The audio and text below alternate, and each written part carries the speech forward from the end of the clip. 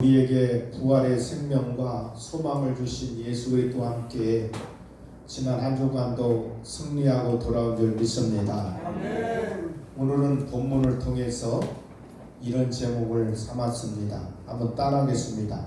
유교의 역사를 잊지 말자. 금년이 6.25가 일어난 지 70주년을 맞이했습니다. 1950년 6월 25일이면 이번 주 목요일 날이 25일인데 지금부터 여러분 70년 전에 1950년 6월 25일 새벽 4시에 소련제 탱크 T-34를 몰고 북한에서 남침함으로 말미암아 전 국토가 쑥대밭이 되고 말았습니다. 그 전쟁이 3년 동안 지속이 됐는데 1953년 7월 27일에 휴전협정을 갖게 되었습니다. 3년 동안 엄청난 피해를 보고 그 상처는 이루 말할 수가 없습니다. 전 국민이 피눈물 나는 사건이 일어나고 피난민들로 인해서 얼마나 고통을 당하였는지 그때 생각하면 이루 말할 수가 없습니다. 여러분들 지나간 역사가 굉장히 중요하다는 사실을 아셔야 됩니다. 6.25 전쟁 때문에 당시에 300만 명이 희생이 되었어요. 여러분들 우리 집안에도 6.25 전쟁 때문에 엄청난 고통을 당했어요. 우리 아버지 형제가 6형제인데 6.25 사변 때에 우리 큰아버지 세 분이 그때 이제 희생 당해갖고 그 큰어머니들이요 또 이제 남편 이름이 제가 할 수도 없고 있는 자식들을 데리고 키우면서 일생을 보냈는데 그래도 이제 막바지에 1970년도에 예수를 만나가지고 모두가 예수 믿고 하나님 나라를 가게 되었는데 참 이제 그 떡대 같은 자녀들이 죽으니까 이 할아버지가 너무너무 속상해가지고요 술만 마시고 그때부터 일을 하지 않는 거야. 있는 재산을 다 팔아서 먹고 쓰고 이런 일이 있는데 우리 마을에서도요 거의 땅을 다 갖다시피 했다고 합니다. 들어보니까. 그런데 그냥 자녀들이 이제 그 땅을 나눠주고 팔고 이래서요 그때 그냥 땅이 다 날아가 버리고 저희가 태어날 때 보니까요 양식이 모자라가지고 얼마나 어려운지 6.25 때문에 완전히 집안이 기울어지고 말았습니다. 여러분들 과거의 역사는 현재의 거울 같은 것다라는 것을 꼭 기억하고 과거의 역사를 통해서 현재를 조명하고 미래를 설계하는 저와 여러분이 되어야 될 줄 믿습니다. 그래서 오늘 미래를 우리가 준비하려면 과거 역사를 교훈을 잘 받아야 돼요. 지나간 역사를 지나간 역사로 끝났다고 생각하면 역사는 반복된다는 사실을 아셔야 됩니다. 여러분들 역사 의식이 없는 백성, 자기 역사를 부정하는 민족은 비전이 없고 신뢰를 가질 수가 없는 것입니다. 여러분 후대에 교육을 잘못하면 역사관이 아주 애매한 교육을 받으면 그 나라의 청소년들에게 지배한 영향을 미치기 때문에 바른 역사관을 가르치고 올바른 역사를 갖는 것이 대단히 중요합니다. 오늘 지금 우리 일본과의 끊임없는 갈등 관계도 여러분 역사를 왜곡하기 때문에 여러 가지 여러분 갈등이 많지 않습니까? 역사를 바로 보지 못하면요 다른 나라에게 신뢰를 줄 수가 없는 것입니다. 오늘 여러분 일본이나 지금 조선인민공화국, 북한 그런 나라들은 역사를 제대로 현실적으로 가르치지 않고 왜곡하는 경우들이 너무 많습니다. 오늘 여러분 성경은 정확한 역사를 거울로 보여주고 있는 것이 성경입니다. 여러분 좋은 것은 좋은 대로, 잘못된 것은 잘못된 대로 가르치는 것이 이게 올바른 역사입니다. 여러분 예를 들어 다윗의 가문을 보면 다윗 왕은 얼마나 위대한 왕입니까? 지금도 여러분 이스라엘 사람들이 가장 존경하고 그리워하는 것이 다윗 왕 시대를 복구하려고 하는 것이 이스라엘 민족인데, 다윗 왕을 보면 수치스럽고 부끄러운 역사가 분명히 있음에도 그대로 그 수치스러운 걸 그대로 기록하고 있습니다. 여러분 다윗이 우리아의 아내 바세바 취한 것은 여러분 개인적으로 보면 이건 불륜 사건 아닙니까? 신하의 충신의 아내를 빼앗아 가지고 자기 마누라를 삼은 것은 이건 분명히 불륜을 통해서 엄청난 부끄러운 역사임에도 불구하고 그 역사를 그대로 기록하고 있습니다. 그리고 여러분 그것 때문에 다윗이 얼마나 참회하고 통회하는지요. 말할 수 없는 고통 가운데 있다가 하나님이 그 참회 기도를 받으시고 그 후에 깨끗하고 하나님의 사랑받는 솔로몬이라는 아들을 얻게 되는 역사가 나타나지 않습니까? 그래서 여러분들 예수님의 족보에 다윗을 통해서 솔로몬을 통해서 그 예수님이 그 족보를 통해서 이 땅에 메시아 출생이 되었던 것을 마태복음 1장에 기록되고 있지 않습니까? 어떻게 보면 여러분 자기 아내가 아니고 남의 아이를 통해서 다윗이 여러분 자식을 낳았던 것은 우리가 생각해 보면 도덕적으로 윤리적으로 부끄러운 역사 아닙니까? 이런 가정사를 성경은 그대로 기록하고 있다는 사실입니다. 왜냐하면 역사는 진실이기 때문에. 여러분 그러기에 성경은 진리의 말씀이라고 우리가 확신하고 믿고 있지 않습니까? 오늘 본문에 보면 이스라엘 백성들이 우상 숭배하다가 하나님의 큰 매를 맞고 바벨론으로 포로 생활을 70년 동안 고난을 받게 되었어요. 여러분 들리는 소문에 의하면 예루살렘 성벽은 다 무너지고 성전도 무너지고 그래가지고 이들이 70년 만에 이제 예루살렘으로 돌아와서 성벽을 재건하고 초막절을 지킨 후 있었던 일을 기록하고 있는 내용이 본문의 내용입니다. 여러분 이들은 이제 성벽을 건축한 다음에 수문학 광장에서 초막절 행사를 보내게 되었어요. 그리고 이틀 후 24일 이스라엘 자손이 뭐 했습니까? 금식하며 굵은 베옷을 입고 이방 사람과 절교하고 자기 죄와 열조의 죄, 그 죄를 자복하고 부르짖는 장면이 본문에 나와 있습니다. 여러분이 느헤미야는 백성들에게 설교를 통해서 여기까지 인도하신 하나님의 손길에 대해서 세 가지를 알려주고 있는데, 하나는 만물을 창조하시고 보존하신 하나님, 두 번째는 아브라함을 택하여 믿음의 조상을 삼으신 하나님의 역사의 손길, 다음에는 애굽에서 이끌어내어 광야의 길을 인도하신 하나님의 역사를 해고하고 있는 장면을 볼 수가 있습니다. 그런데도 어찌하여 너희가 하나님이 지금까지 역사하고 역사 가운데 너희들을 지켜주셨는데 그 은혜를 깨닫지 못하고 하나님을 거역하고 왜 배반하느냐, 하나님의 말씀으로 책망을 하는 것입니다.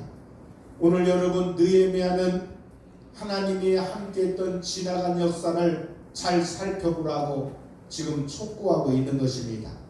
그래서 지금 현실을 제대로 보고 과거 역사를 보고 너희들의 현실이 처해 있는 환경을 제대로 파악해서 살아계신 하나님이 지금도 역사심을 다시 한번 바라보라고 촉구하고 있습니다.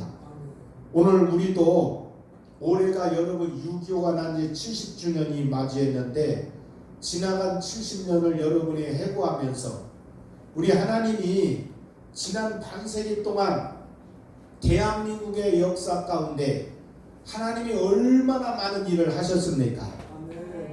이 나라가 여러분 이렇게 전쟁 속에서 공산화가 될 수밖에 없는데 하나님의 은혜로 성도들이 여러분 부산의 초량교회에서 믿는 성도들이 다 모여서 금식하며 부르짖고 간구해서 하나님이 미국의 여러분 트럼프 대통령을 통해서 미군을 파송하게 하고 유엔 총회를 열게 해서 16개국 군인들이 이 땅에 유엔군이 파송돼서 공산화될 수밖에 없는 이 나라를 하나님의 은혜로 이 반토막이라도 참는 역사가 일어나게 된 줄 믿습니다. 네. 그리고 여러분 이 나라가 70년 동안 완전히 여러분 잿더미 같은 나라였어요. 여러분 6.25의 사변에 일어났을 때에 뭐 여러분 건물이고 모든 것을 보면요 완전히 폐허 상태였잖아요. 잿더미였어요. 잿더미. 그럼에도 불구하고 하나님이 정치, 경제, 사회, 민주화의 기적을 이루면서 지금은 여러분 10대 세계 교육복이라는 엄청난 축복을 이 나라가 이루게 된 줄 믿습니다.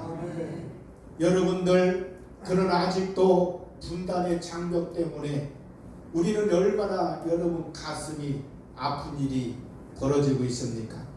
여러분 서로가 휴전선을 만들어 놓고 총칼을 겨루고 서로 으르렁거리면서 이 나라 이 민족이 지금 처해 있는 여러 가지 상황을 보면 너무너무 안타까운 것입니다.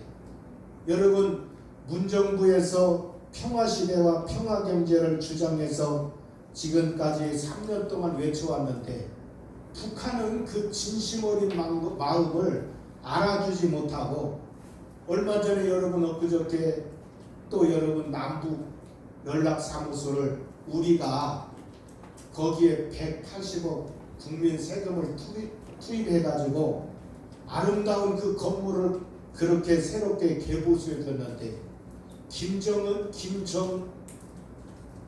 누구죠? 김여정 말 한마디에 그냥 완전히 산상조각나는 사건이 일어났습니다.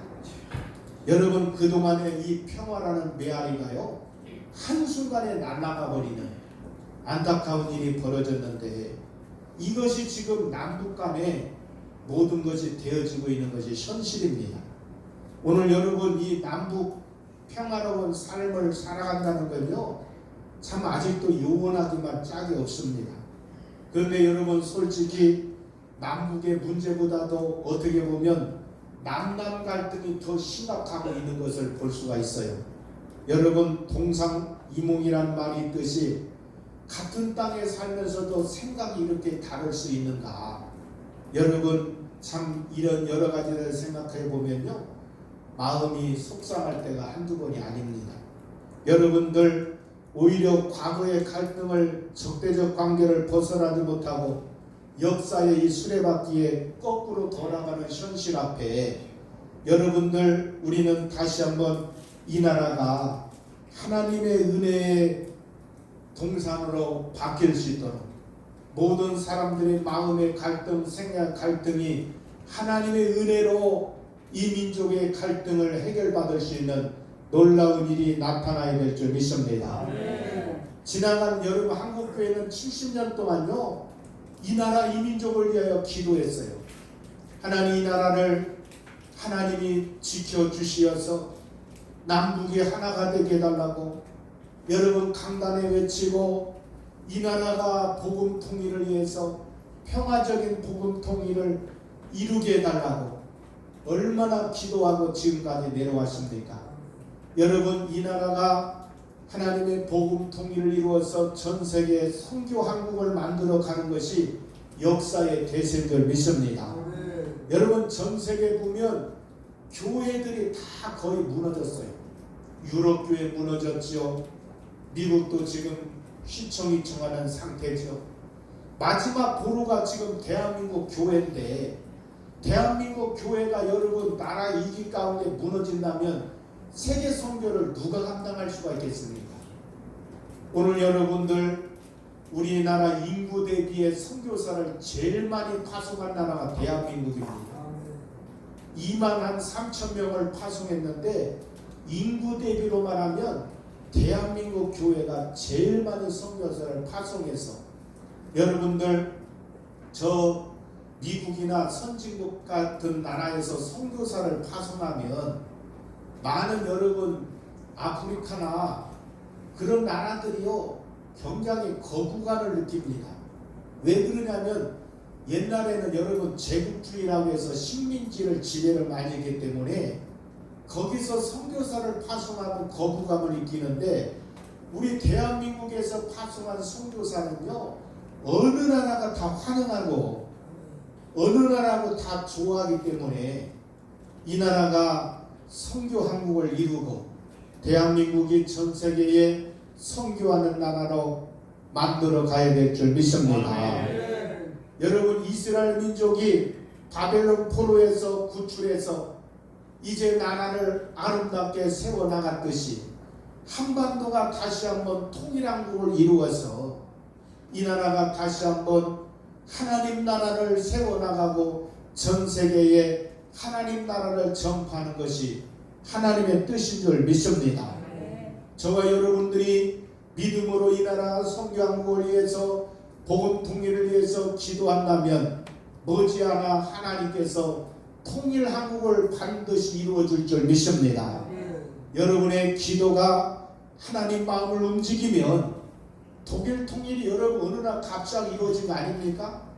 이 나라도 여러분 38 도선이 기도할 때 하나님이 언제 어느 시에 갑자기 통일의 빗장을 열어줄지 여러분 그런 날이 반드시 오게 될 줄 믿습니다.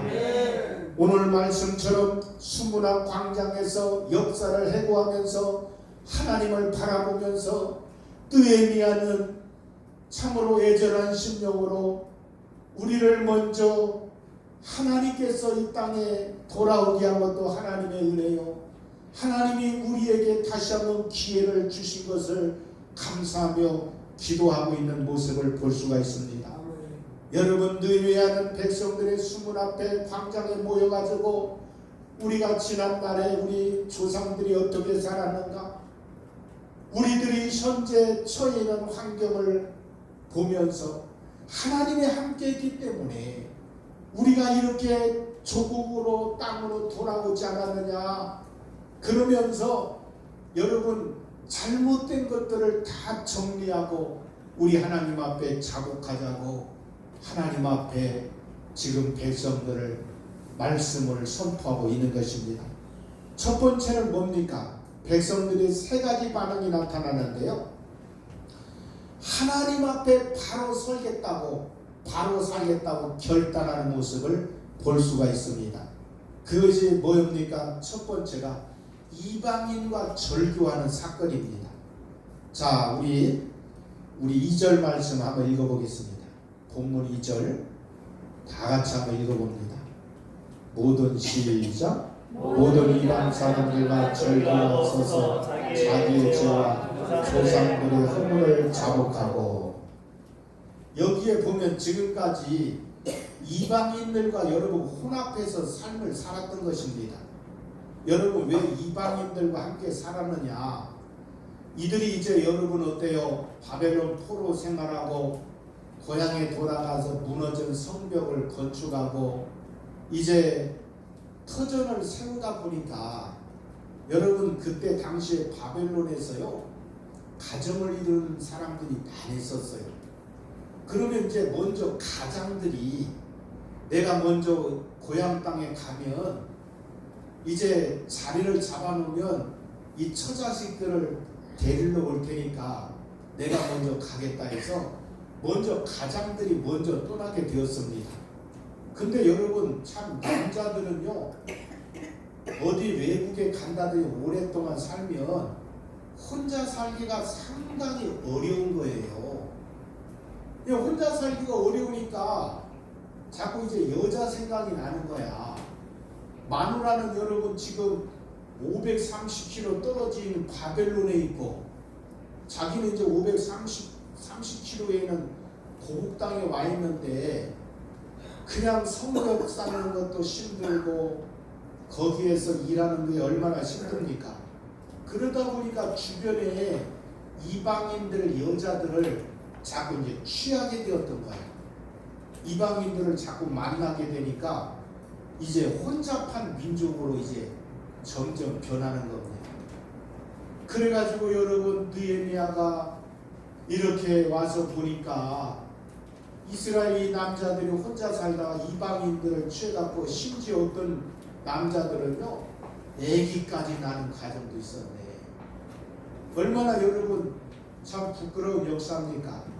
여러분 이방인과 유대인과는요 물과 기름같이 하나 될 수가 없어요.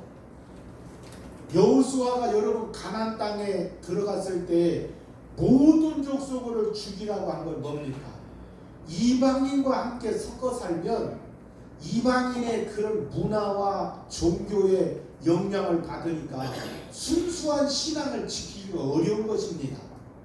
그렇기 때문에 가나안 땅의 7족속을 다 멸해버리라고 하나님이 여호수아를 통해서 그렇게 명령을 했던 것입니다. 여러분들 피가 부족하다고 물을 섞일 수가 없듯이 이스라엘의 과거 역사를 해도해 보면 하나님의 은혜로 살면서도 이방인의 풍습을 따르고 그들과 혼합되어 간음을 하고 나시린의 삶을 상실한다면 여러분 그것 때문에 바벨론 포로 생활하며 엄청난 고난을 받았는데 이제 고향 땅에 가까스로 돌아왔는데 하나님을 믿지 않는 이방인들과 서로 피를 또 섞으면 어떻게 되겠습니까? 그래서 하나님은요 하나님 믿지 않는 사람과 교잡하고 이렇게 섞이면 블레셋을 통해서 아멜렉을 통해서